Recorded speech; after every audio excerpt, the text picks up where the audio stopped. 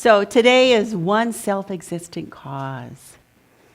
And I find it challenging. So I'm going to surrender to the mystery because I do not have words to explain that. It's not something that words can do. It's beyond words. And we're talking about spirit, God, one source, creator, that self-existent cause that is, it was causeless. We don't know. We absolutely don't know. And Ernest Holmes tells us it's impossible to conceive of anything other than the Word of God being that which power sets in motion. God speaks and it is done. It is evident that first cause must be self-existent, i.e., it must be causeless. So I can't tell you anything about it. What I can tell you is how spirit, source, universal power is alive in my life. Because I know it exists because it works through me. And I see demonstrations. I see things that have happened that are beyond my knowing, my doing. Spirit is joined in there somehow. So it's clear that there is that power, that energy in the universe. And it's clear that I am one with that power and that energy. But you got to trust me. You got to trust yourselves. You've got to have the faith of your own conviction, your own experience of seeing it come alive in your life. That's what really brings it alive. And that's probably what Gloria is going to be talking a little bit about this afternoon. So it's bringing it alive in yourself. Now, the proof of it, of course, ranges in how masterful or how clearly we use the laws, the universal powers that Spirit is always saying yes for us. Sometimes, as Emerson says, I get my bloated nothingness in the way of Spirit. And other times, I'm in the divine flow. And everything is just like, wow, look, I had no idea. And then other times, I can't get a cab in the middle of, anyway. It just depends. So it's a continuum. And it's not like anybody gets bonked on the head and has always awakened for the rest of their lives. So if you know someone who thinks that they're really awakened all the time, do what you think is right. Perhaps give them a wide berth. I don't know. It's up to you. So, but it's allowed, and it's a continuum. And it could be 1 minute I'm really on it, and the next minute, So it's not like it's. Yeah, anyway, I think I've made my point. So to do what we were talking about is letting Spirit work through us all the time. We need to develop our skills. We need to work those muscles. We need to make sure that we have done everything we can. I look at it as insurance.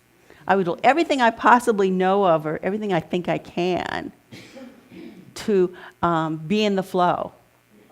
And, it's taking classes with, at the Sierra Center. Lori teaches classes. Shara teaches classes. Lanny teaches classes. Julia, people teach classes. Genevieve teaches classes. There's meditation available. There's classes. There's just showing up in spiritual community. Being in service, having fun together, doing the visioning this afternoon with Lori, doing Gloria's workshop this afternoon, doing the retreat. So there's all these opportunities. You need to go to the ones that resonate in your heart, that develop your spiritual muscles so that you can use and live with Spirit working through you all the time. Because Spirit's always willing. As I said, we kind of forget and I get goofed up. So when I'm goofed up, I come here and you guys straighten me out. Or Gary straightens me out. Or Creek Hooper straightens me out. or somebody, some blessed teacher will straighten me out. It's like, sometimes it's the cashier in the grocery store. It's like, not that you guys aren't really good at it, but anyway. So the thing is to develop the muscles so much so you get to a point where you have peace of mind. Because you know that you can trust the process. You know what's going on. You know the Spirit is working through you, even when it doesn't look like it. And sometimes it's like, really? Is this what it's supposed this is what I asked for, but this is not how I thought it was going to look. It's really? Because the thing is that if we're in acceptance of what is, and we're grateful for what is, then we can move forward. Then we're in the reality of it. I don't know how many of you have gone to work with a practitioner. I think it's really important that you do, at least experience it, if not doing it on a more frequent basis. But there are certain common areas that all of the practitioners hear, because we're co-creating our lives. So one of the key ones is relationships. So people come to us and they have issues in their relationships. And they have the full range. And we want to support and know the higher truth for you. And we do that through the affirmative prayer. But there's also this quote I got from, I'm addicted to PBS and NPR and stuff too, just like Lanny. It's a shared addiction. But this gentleman is called Omid Safi, and he's on Being with Krista Tippett. Some of you may know it. It's a great podcast. But he wrote a little article, Gathering Friends Like Roses. It just was lovely. And his first line, I just read, so resonated, I had to share it with you. Surround yourself with people who always insist on seeing the incomparable radiance of your being, and who refuse to let you settle for anything less than who you are. That's what coming to a place like this is about. Because other people can see your inner radiance, because they're radiant too. And it's a reflection in all those things, but they'll remind you. And then another thing that people come to practitioners for is health and well-being. Our bodies, our energy, our movement, and those of our friends and family and relatives. Powerful, because this is a spiritual thing that I'm in, and I'm a spiritual being. So affirmative prayer, oh my gosh, it works. I know people in this audience who've had demonstrations and shifted their thoughts and their bodies reflected. And your body can tell you stuff before it's going to happen if you're listening. So it goes both ways in that respect. And then another thing that people come to the practitioners often for is prosperity and abundance and those scarcity issues. And that is like there's huge attention and work in that area. So many beautiful metaphysical books, classes, all sorts of things. But affirmative prayer, it's shifting your consciousness. So accepting and celebrating and appreciating what you already have, because then that will multiply, because where you're putting your attention, that's what grows. But if you put it on I used to go around saying, my relationship is missing. So what happened? My relationship kept missing. He wasn't there. And then I stopped doing that, and Gary shows up. And I know people in here, it's so up here and in here, and co-creating with Spirit. And then the last area, which is huge that people come to us about, is work. It could be career, it could be volunteering, it could be what makes your heart sing, what is juicy for you, and knowing that you come alive when you do it. And it could be, I worked in the corporate world for years. Now, I can't say I was totally alive, but I was. But the thing is like, what is going on? What do you get up and need to do each day? And that's the fourth area that, in all of these areas, we co-create with God in all of them. And we have partners here. The practitioners, other friends, All of these things, we learn lessons, and then it's like a spiral. We're on this, I got this lesson. Oh, now there's a refinement. I can go higher in the relationship area. And then there's a constant. So there's always an evolution going on. And it's so cool. It's very cool. Several of us have been reading this book called Awakening the Heroes Within. And Carol Pearson is the author, and she said this: when we have learned to stop fighting life and to trust its processes, we no longer need suffering. Suffering is optional. That's not in her quote, but that's optional. I do it, people do it. Indeed, in Shirley Lutham's words, when we allow ourselves to love, to be loved, and to be creative in our lives, and hence when we give up trying to fit ourselves into lives that do not fit, and allow ourselves lives that really make us happy, freedom and joy can be our norm experience of life. And that's what we're shooting for. Because we remember that spirit is always alive within us. Always, always. And we talk about, your thoughts, your feelings, your actions, and then you get the demonstrations and results. You can count on that little, if you want to call it equation or whatever. That's what shows up, and that's what demonstrates. And that's what tells me spirit is on the job. Spirit within is working through me, because I've gotten myself out of the way. So the way to do it, now creativity doesn't just mean art or writing or music, or it's beautiful, but you co-create your life every single day when you're co-creating when you're in bed too, but 24/7 you're co-creating your life in your dreams, in your conversations, in what you eat, everything. So it's all encompassing. And Kurt Vonnegut encourages us to practice art no matter what it is. He says that doing art, being creative, brings your soul alive. Doing Tai Chi probably brings Sue's soul alive. Giving it to others does the same thing, I imagine. So tell stories, do whatever it is, but you get the reward because you've created something. You've brought something new to the world. That's often your work.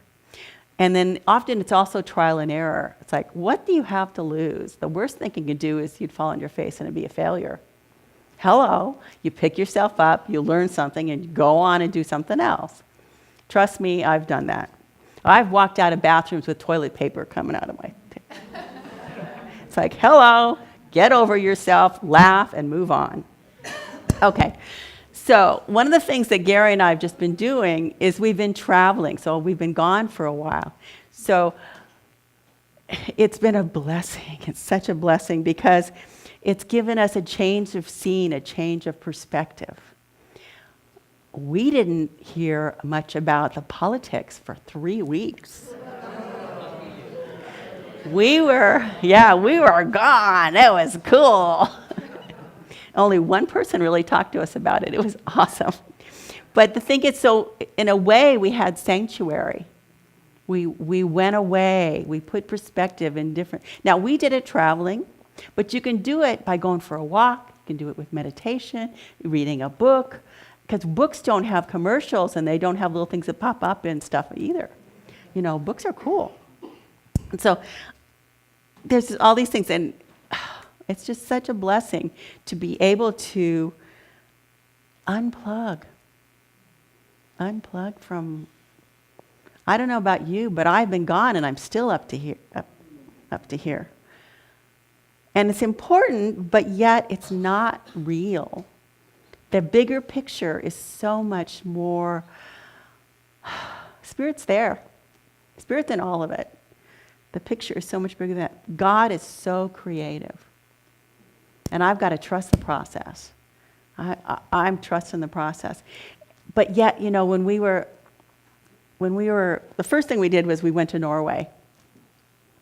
And we went on the Norwegian fjords. And those of you who've been there are already there. And the beautiful hills, the green, the rock, the little tiny villages, the water reflecting. Oh my God, it was just heaven. And there was no politics there. And then we went to Switzerland. And then there's a waterfall outside of Lauterbrunnen that is inside the mountain. So the water is falling in. Yeah, it's amazing. And God created this. This planet that God created is amazing. Lake Maggiore, we went to. The Mediterranean Sea, Capri, the Blue Grotto. I won't bore you with I don't have pictures, did you notice? I restrained myself. But the thing is then we come back here to Grass Valley, Nevada City. The beauty, the colors, the water, the freshness of the air, the beauty of this planet where we live. Look at the blessing that God gave us. So there's a bigger picture. God is on the job, and God is consciously co-creating through us. And so our job is to live with that consciousness of spirit in us. And when we go off track, shift our consciousness back so that we're co-creating what we want to live in our lives in each and every moment, so that you get to experience everything. And to shift that consciousness, one of the things that I was led to this last few days is there's a instant consciousness doubler that Ken Keyes has given us, and it's in the Handbook to Higher Consciousness. And so if you want a magic serum, here you go. Expand your love, your consciousness, and your loving compassion by experiencing everything that everyone does or says as though you had done or said it yourself. I'm going to say that again because that one's big. Expand your love, your consciousness, and your loving compassion by experiencing everything that everyone does or says as though you had done or said it yourself. I heard that sigh. I echo that. That's a huge one. Yeah. Because if we can do that, oh, wow. Beyond it, surrendering to the mystery again. Beyond knowing what could happen.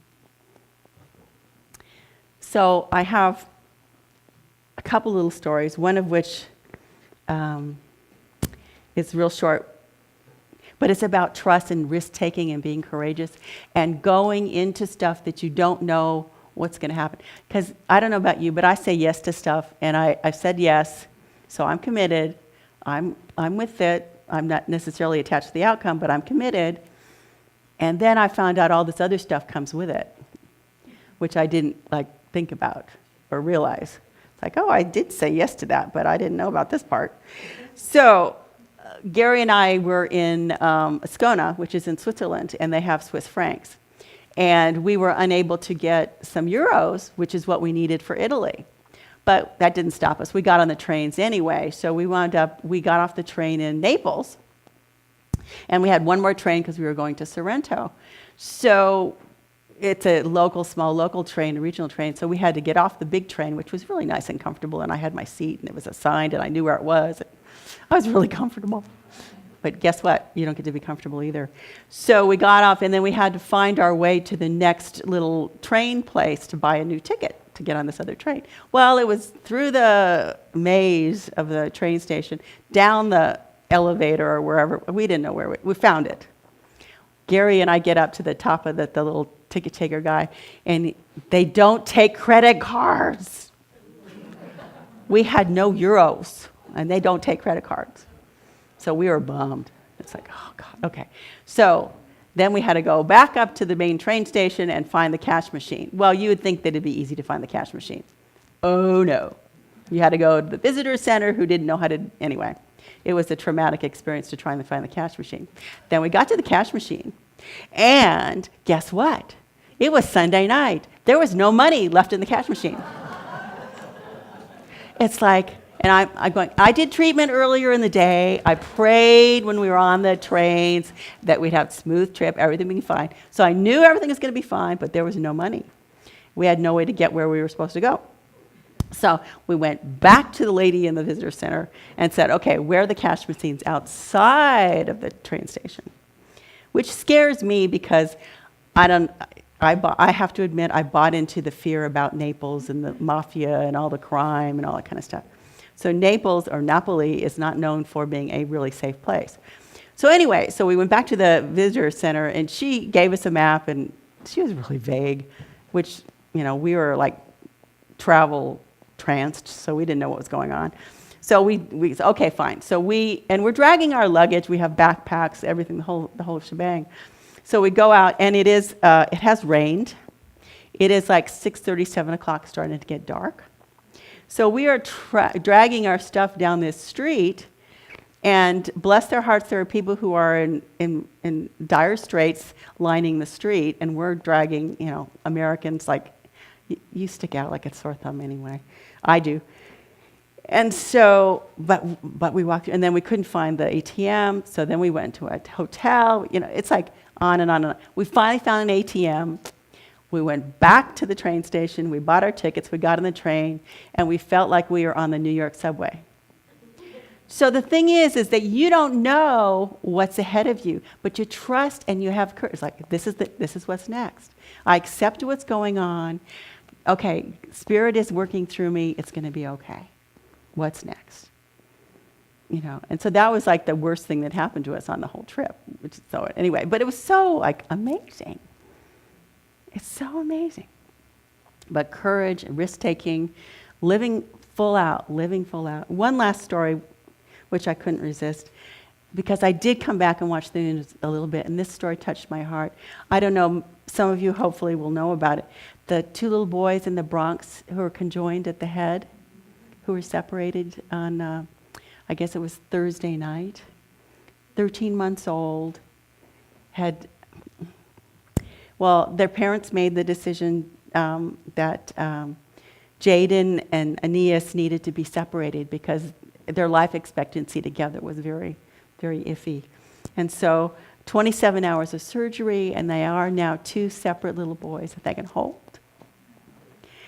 And so the courage of those parents, and their journey is not over because the boys are still anesthetized. They don't know. There could be brain damage. There could be all sorts of things. But they love those boys conjoined. They love them separate.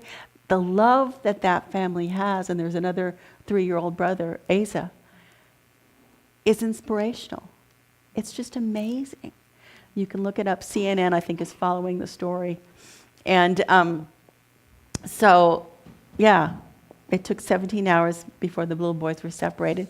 But it's just like, I just can't believe the courage of those parents. The courage of the medical team, too, because anyway, you get the picture. You get the picture.